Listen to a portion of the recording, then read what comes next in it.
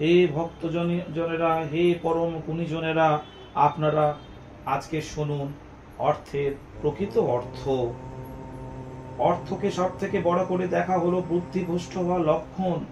ধর্মের জন্য ধন নয়, মন চাই।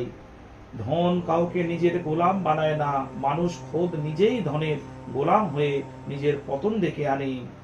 অর্থের জন্য কেউ বড় হয় না, বরং কাঙাল হয়। বাস্তবে সেই বড় এবং শ্রেষ্ঠ যার মনে কোনো কিছুর আকাঙ্ক্ষা নেই। এখন যে ধন প্রাপ্তি ঘটছে তা বর্তমান কর্মের ফল নয়, বরং ভাগ্যের ফল। বর্তমানে ধন প্রাপ্তির জন্য যে মিথ্যা, কপটতা, বেঈমানি, চুরি ইত্যাদি করা হয় তার ফল তো পরে পাবে। অন্যায়ভাবে উপার্জিত অর্থ আমাদের কাজে লাগবে, এটা নিয়ম নয়, কিন্তু এর জন্য দণ্ড ভোগ করতেই হবে, এতে ব্যতিক্রম হবে না। যেখানে অর্থের আকাঙ্ক্ষা হয় সেখানে পরমার্থ হয় না, বরং অর্থের গোলামি হয়। যেমন নিজের দুঃখ দূর করার জন্য অর্থ ব্যয় করি, তেমনি পরের দুঃখ দূর করার জন্য যদি অর্থ ব্যয় করতে পারি তাহলেই আমরা অর্থ সঞ্চয়ের অধিকারী, নচেত নয়। ধনের নিমিত্ত মিথ্যা, কপটতা, বেঈমানি ইত্যাদি করার ফলে যতটা ক্ষতি হয় ততটা লাভ হয় না, অর্থাৎ ততটা ধন প্রাপ্তি ঘটে না। আর যতটা ধন প্রাপ্তি ঘটে তার সবটা কাজে লাগে না। তাহলে অল্প লাভের জন্য এতটা ক্ষতি করার মধ্যে বুদ্ধিমত্তা কোথায়?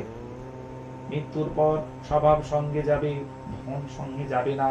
অথচ মানুষ স্বভাব নষ্ট করছে আর ধন সঞ্চয় করছে বুদ্ধি বলি হারিয়ে। অর্থ প্রাপ্তি হলে মানুষ স্বাধীন হয় না, বরং পরাধীন হয়, কারণ অর্থ হলো পর। ধন থাকলেও মানুষ সাধু সন্ত হতে পারে, কিন্তু ধনের লালসা থাকলে মানুষ সাধু সন্ত হতে পারে না। ধন প্রাপ্তিতে দারিদ্র দূর হয় না, দারিদ্র দূর হয় অন্তর থেকে ধনের ইচ্ছা ত্যাগ করলে।